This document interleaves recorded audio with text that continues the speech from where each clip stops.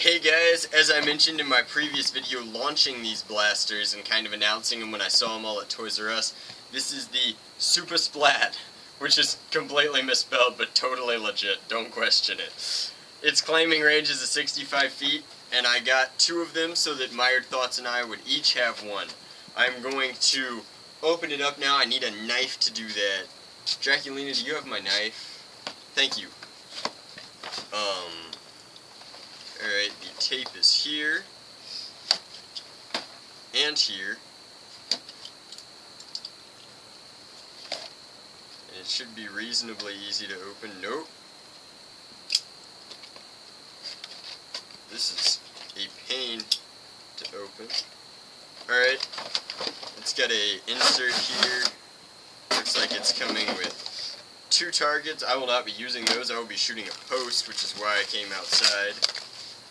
There are my paintballs, so we'll set those aside.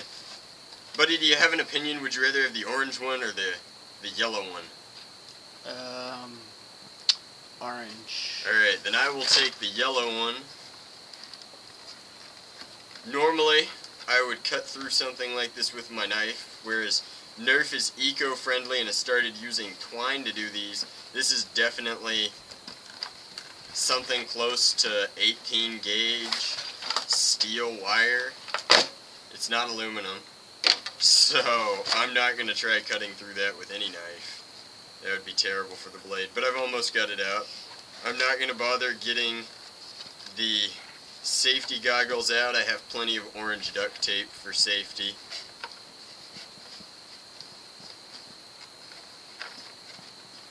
So here's my Supa Splat. I get the yellow one. I'm going to take this tape off. It looks like it primes from the back. Wow, that is a huge plunger tube. There is a trigger. Maybe it has a priming lock where it will not prime without one of these tubes in it. Looks like I do not need the spare tubes because it comes with 4 loading tubes, 2 orange, 2 yellow, and they're full already. So I will set all of that aside. I will not need the spares. Looks like you remove the rubber tip from one of these, slide it all the way down in to engage.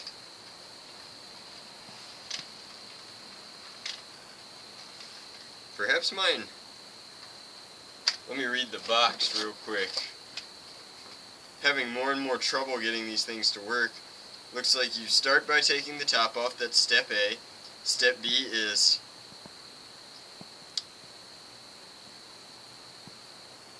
pull the trigger.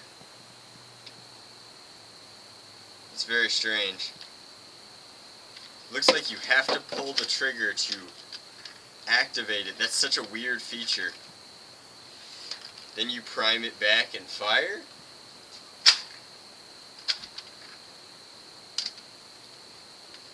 It has chamber to paintball. It's just not firing them. It just dropped one. This is so bad.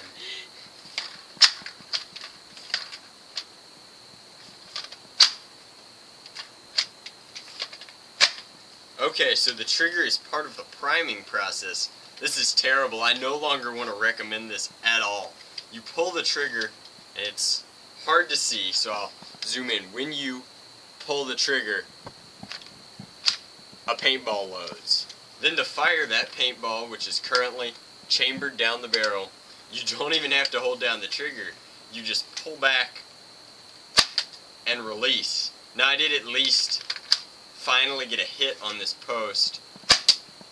I am getting some sort of accuracy, but let me, with my last shot, test the ranges. This is definitely not getting 65 feet. Usually companies fudge it a little, but this is not even fudging. This is a bald-faced lie. This is getting about 20 feet max range with an angle. And it's just such a bad blaster. There's no question about it.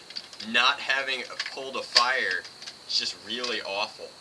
I'm so glad I picked up one of these so that none of you make the mistake of buying one. If Mired Thoughts will pan over real quick, you can see kind of the splat radius. I took 8 shots at 10 feet, and due to the fact that this has no trigger, I think I only got 3 of them. It's just a very bad blaster. That is the shots that I've gotten, let me get out of the way, with my Super Soaker Matrix SS-10. It's not a Super Soaker, I don't know why I said that. It is the Supa Splat Matrix SS-10. And that's the end of my review. In closing, don't buy this.